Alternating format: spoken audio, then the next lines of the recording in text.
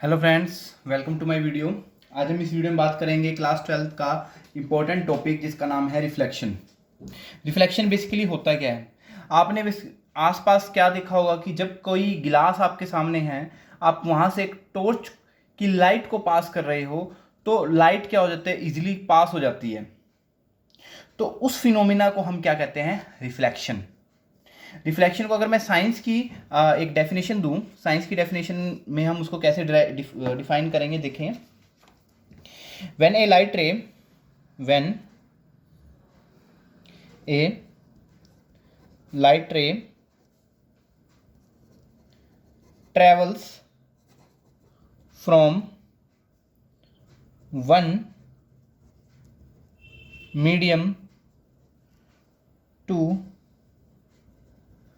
another medium and it change its path known as refraction. उसको हम क्या बोलते हैं? रिफ्रैक्शन। ये एक डेफिनेशन थी बच्चों, फटाफट नोट डाउन कर लो।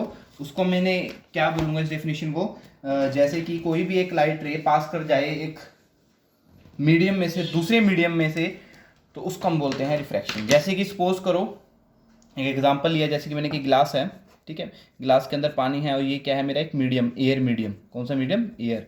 और एक ऐसा मीडियम मेरा ग्लास मीडियम। कोई लाइट आई एयर से गिलास में से पास होकर चलेगी, दैट इज कॉल्ड रिफ्लेक्शन। उसको हम क्या बोलते हैं? रिफ्लेक्शन। तो चलिए, इसमें होता यूं है कि एक दो टाइप के मीडियम है होते हैं हमारे पास। कितने टाइप के होते हैं? दो टाइप के मीडियम। एक होता है एयर मीडियम, एक होता है डेंसर मीडियम। तो इसमें एक ये मैंने एक रिफ्रैक्टेड सरफेस रख ले लिया।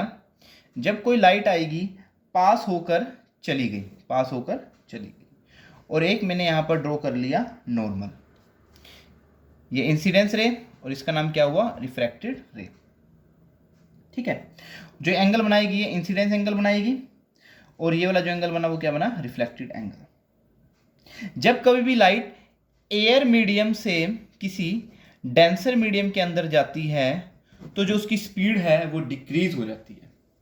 क्या हो जाती है? डिक्रीज।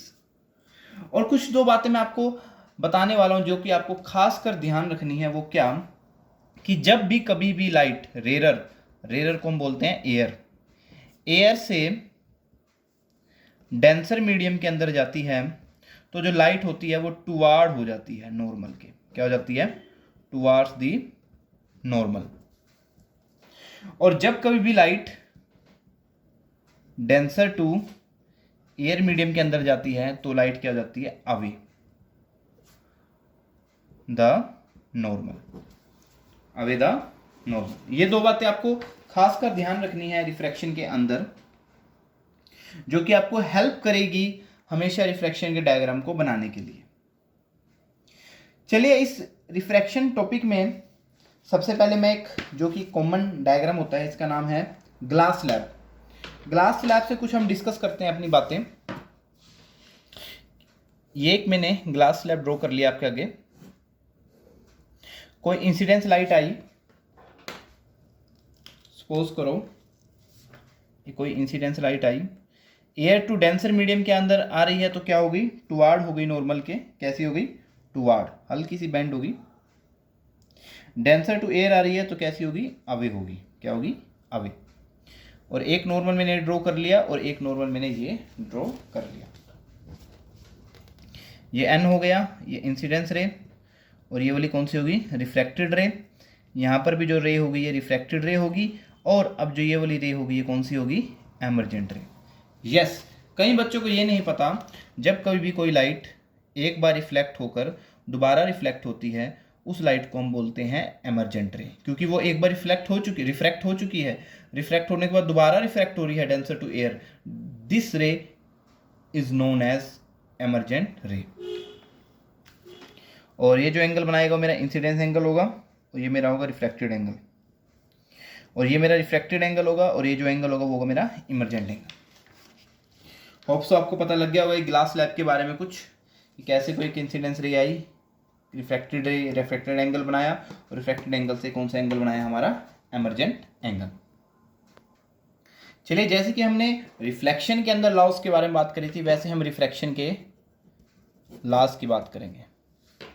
सबसे पहला और बहुत ही अच्छा लॉ जो कि मैं आपको बता रहा हूं, incidence ray, reflected ray and normal both are lying in same plane, जो कि same as it is reflection में भी था।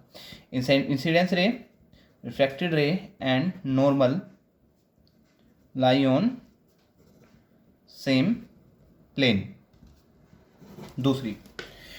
दूसरा जो रिफ्लेक्शन है उसको हम स्नेल्स लॉ से भी रिप्रेजेंट कर देते हैं। किससे कर देते हैं? Snell's law. स्नेल्स लॉ, ये भाई स्नेल्स लॉ है क्या?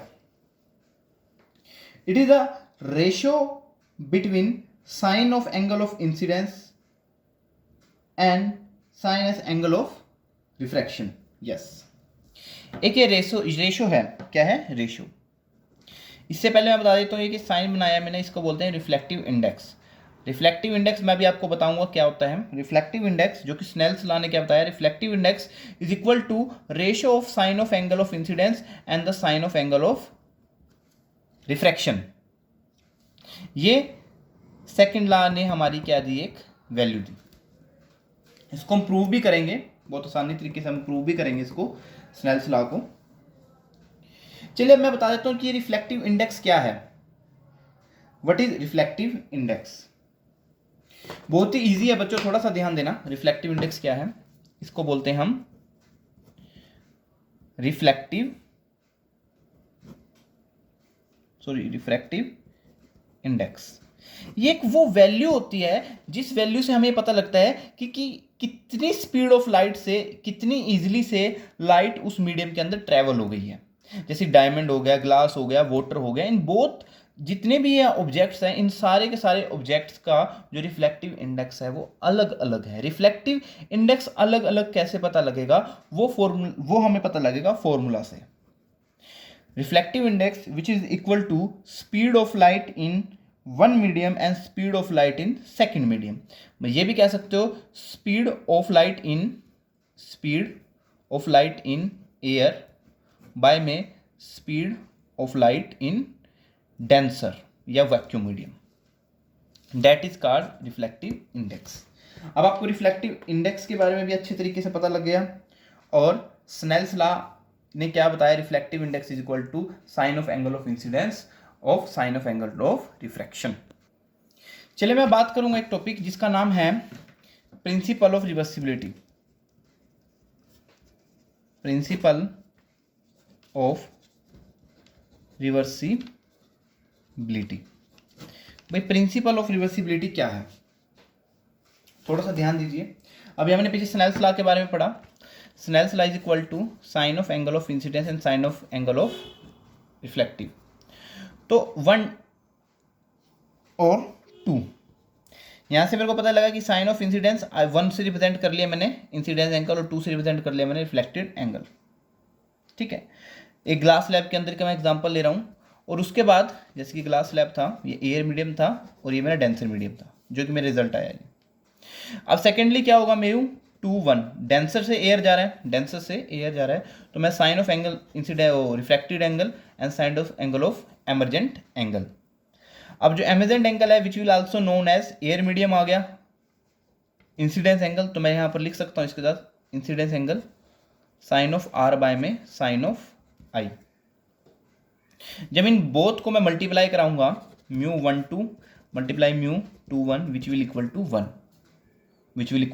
1, हाउ म्यू 1 2 की वैल्यू क्या है, साइन आई बाय में sine R multiply sine R by में sine I which will equal to 1।